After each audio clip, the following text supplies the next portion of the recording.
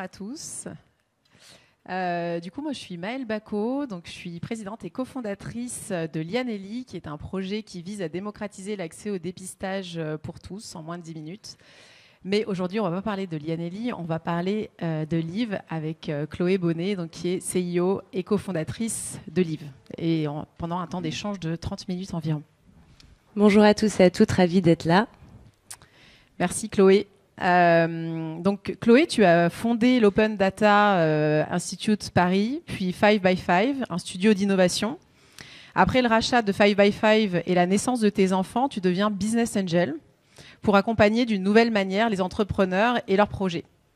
C'est en 2022 que tu fais la rencontre de Hélène Antier et de Maya Alexaline pour cofonder ensemble Liv, une thérapie digitale pour permettre aux femmes, aux millions de femmes atteintes d'endométriose d'avoir une prise en charge multidisciplinaire et d'agir sur leurs symptômes et d'améliorer leur qualité de vie.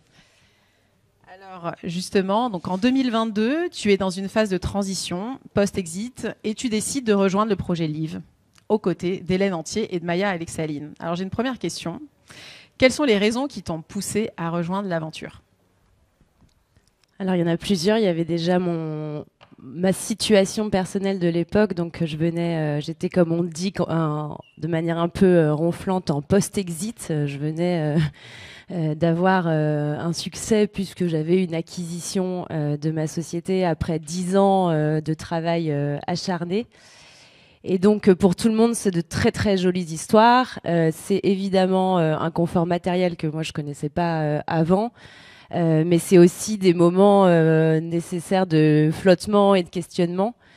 Et donc, c'était un peu un postpartum, sachant que j'étais aussi en postpartum parce que je venais accoucher de jumeaux. Donc, tout ça se superposait. Et du coup, je savais que j'allais réentreprendre. Ça, c'était pas une option. Je sais faire que ça, je crois. Mais la question, c'était celle de l'énergie. C'est-à-dire que la première boîte, j'avais 25 ans. À 25 ans, je pense qu'il y a une approche peut-être entrepreneuriale, peut-être un peu plus naïve à l'époque, un peu plus le coup de tête. Là, je savais ce que ça coûtait aussi d'entreprendre. C'est-à-dire que je n'ai pas le choix, mais en même temps, je sais que c'est un sacerdoce. C'est génial, c'est la flamme, c'est la passion, mais c'est un sacerdoce. On y met beaucoup de soi, on y met beaucoup de sa vie. Et donc là, je savais que le sujet sur lequel j'allais aller, il fallait que je règle la question du sens, une fois pour toutes. Ça, c'était la première chose. Donc, il y a un impact fort au niveau business, mais qui a un impact fort au niveau social. Que ça vienne s'aligner avec mes convictions, notamment en termes d'égalité homme-femme. Et donc ça, c'était le premier sujet, et qu'on vienne résoudre un problème qui soit fondamental. J'avais pas envie de trouver un micro pain point dans une chaîne de valeur pour faire un SaaS et le déployer. Je savais que ça allait pas me motiver suffisamment. Et donc le terrain de la santé des femmes sur ces sujets de réponse à des besoins fondamentaux, évidemment, il était tout disposé.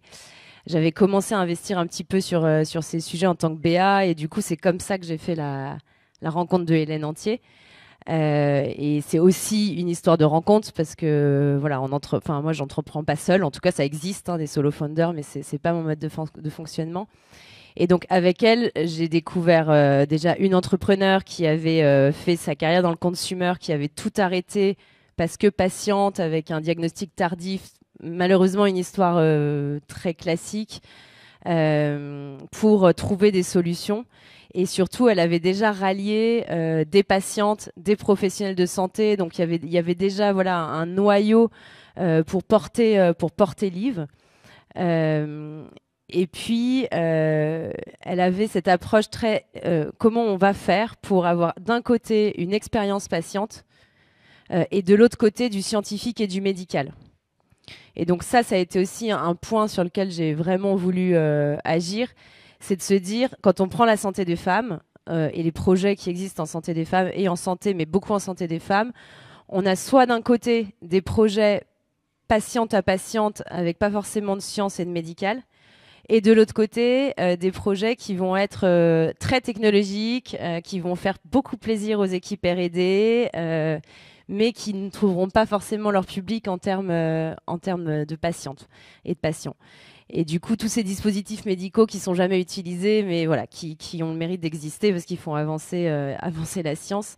Et donc, je trouvais que bâtir une boîte pour essayer de faire la synthèse entre ces mondes-là qui se parlent très peu, et en endométriose, c'est encore pire parce qu'on a des patientes qui, comme elles ont souffert dans leur parcours, se sont aussi coupées de la science, coupées de la médecine, parce qu'à un moment, il y a une question de confiance dans le parcours. Hein. Et cette confiance, elle est rompue.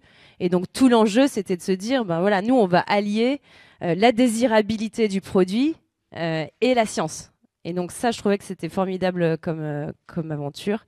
Et puis j'ai découvert aussi avec elle l'endométriose, que je connaissais de très loin, dans l'entourage, une femme sur 10. Donc évidemment, on est tous à un moment confrontés à la maladie, mais que je connaissais très mal.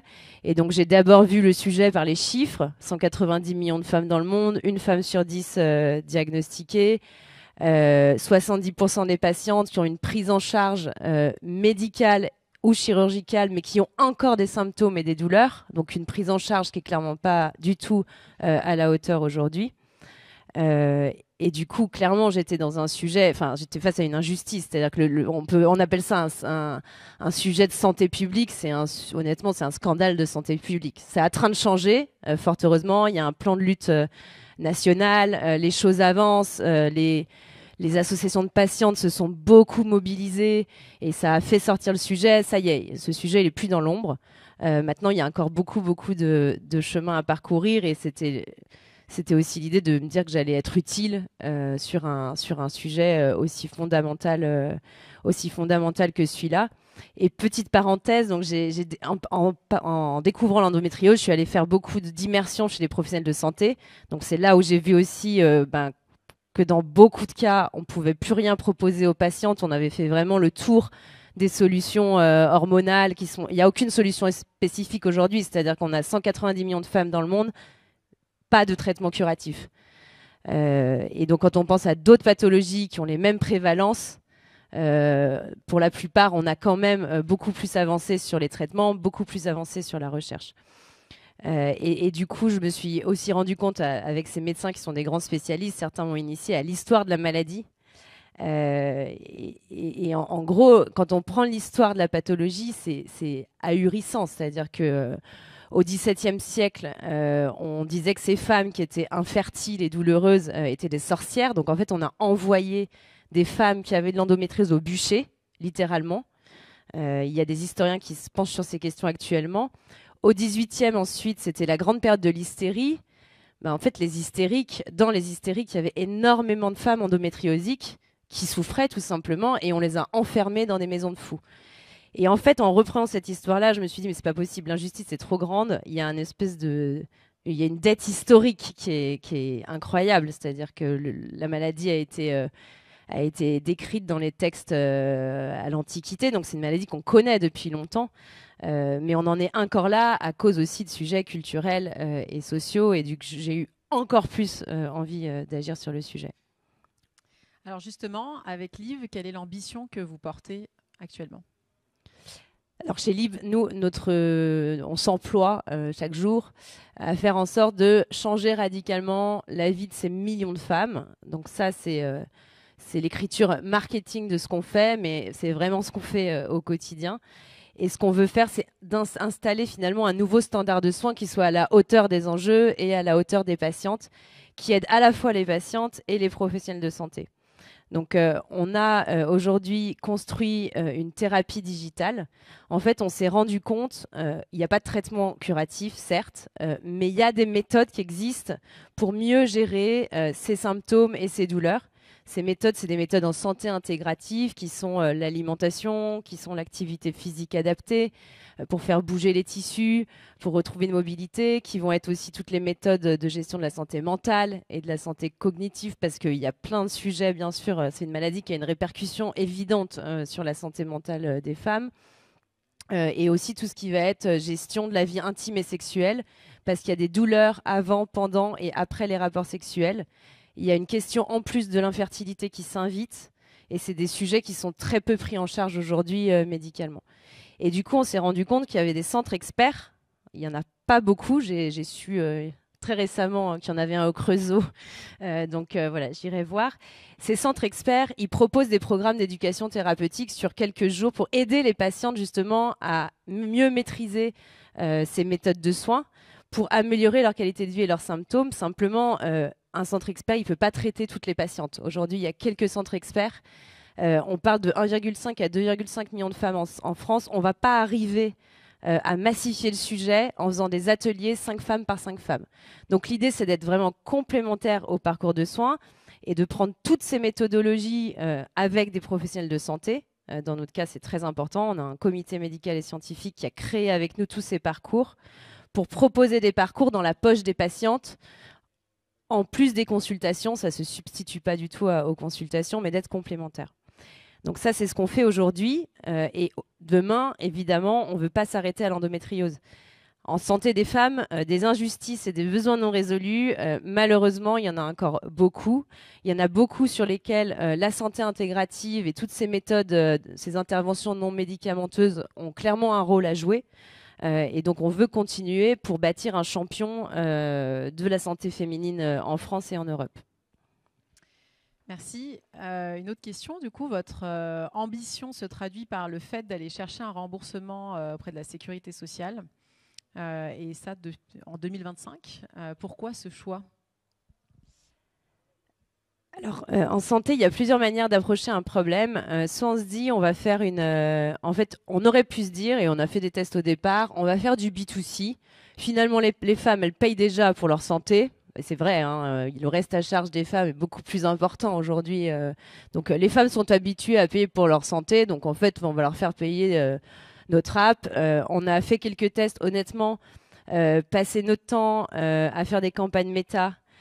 C'était pas ce qu'on voulait faire. On voulait créer une méthode thérapeutique et pas être dans l'acquisition. Voilà, c'est pas du tout là où on voulait aller.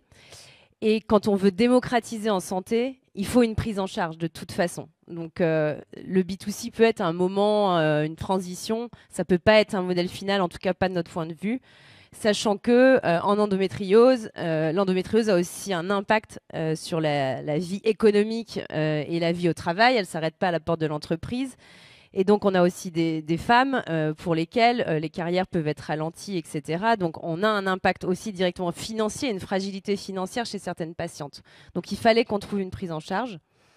Et donc, nous, on fait un dispositif médical qui doit améliorer la qualité de vie et la santé. Donc ça doit être pris en charge par la sécurité sociale de la même façon qu'un soin finalement. Donc pour nous c'est tout à fait voilà, c'est un modèle qui est tout à fait naturel finalement. Et c'est la seule façon pour nous de pouvoir faire bénéficier de la solution au plus grand nombre. Et après, on a un jalon intermédiaire parce qu'on n'attend pas le remboursement sécurité sociale parce que sinon, on peut, voilà, c'est des démarches qui prennent vraiment du temps. Et ce jalon intermédiaire, c'est notre modèle aujourd'hui de prise en charge, c'est via les employeurs. Donc on va voir des entreprises comme L'Oréal, comme Decathlon, comme Babylou, qui prennent en charge la solution pour leurs collaboratrices. Donc en gros, elles payent pour que nous, on puisse déployer le service auprès d'elles, bien sûr en toute confidentialité. Hein. Il y a un mur très étroit entre l'employeur et ce qu'on va faire sur l'application. Et à travers des mutuelles et des complémentaires santé, qui, dans l'histoire, ont déjà pris en charge certaines solutions, médicamenteuses ou non médicamenteuses, avant une prise en charge sécu. Donc finalement, c'est un jalonnement qui est assez logique. Et justement, donc, sur ce remboursement, quelles sont les différentes étapes à passer, et notamment d'un point de vue réglementaire et administratif ? Alors, il y a plein d'étapes. Je ne les ferai pas toutes parce qu'on peut faire 4 heures sur, sur les stratégies de remboursement, tu le sais toi aussi. En fait, ce qu'il faut retenir, c'est qu'aujourd'hui, la très bonne nouvelle, c'est qu'il y a un nouveau cadre réglementaire, un nouveau dispositif qui s'appelle PECAN. On a tergiversé pendant de nombreuses années pour savoir si c'était PECAN ou PECAN, personne ne sait, mais on l'appellera PECAN. Et donc PECAN, c'est un dispositif qui a été mis en place par le gouvernement pour accélérer l'accès au marché des dispositifs médicaux numériques. Il faut pouvoir montrer, bien sûr, démontrer scientifiquement. Le cœur du sujet, c'est la démonstration scientifique d'un impact clinique ou d'un impact sur l'organisation du système de santé. Et donc, avant de faire ça, si on prend classiquement un modèle dans la pharma, quand on lance un médicament, il y a de nombreuses études, ça dure très longtemps, avant de pouvoir aller demander ce remboursement. Donc, ce qu'ils ont fait pour les startups et les industriels du dispositif médical, c'est qu'ils proposent un processus dans lequel on va avoir un remboursement de transition. C'est-à-dire que nous, on arrive avec notre dossier qu'on soumet, sur lequel il y a déjà des débuts de preuves. On n'arrive pas avec rien, hein, bien entendu. Et on va voir la Haute Autorité de Santé et on lui demande un remboursement de transition pendant lequel on a le temps de finir nos études cliniques. Donc ça nous évite d'attendre la fin de l'étude clinique pour obtenir le remboursement et ça permet aux professionnels de santé de prescrire dès le moment où on a ce remboursement de transition.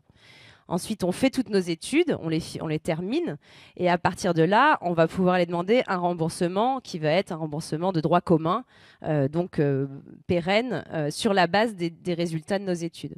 Et c'est vraiment un cadre qui est unique en Europe. Les pionniers sur le sujet, c'était les Allemands. Ils ont mis un cadre qui s'appelle DIGA, qui était aussi un cadre d'accélération. Ce cadre-là, la France s'en est inspirée, mais en plus a pris acte, parce que ça fait 3 ans que DIGA existe. Il y a eu plus de 400 000 ordonnances prescrites. Donc on voit que vraiment ça a permis de faire émerger une filière de thérapie digitale et de dispositifs de télésurveillance. Maintenant, la France s'est vraiment saisie des apprentissages allemands et on a vraiment un cadre qui est favorable. Donc voilà, s'il y a des personnes dans la salle qui sont en train de monter des thérapies digitales, il faut prendre le courage entrepreneurial d'aller solliciter la Haute Autorité de Santé pour qu'il y ait de plus en plus de dossiers dans ce cadre-là et qu'on fasse émerger une filière.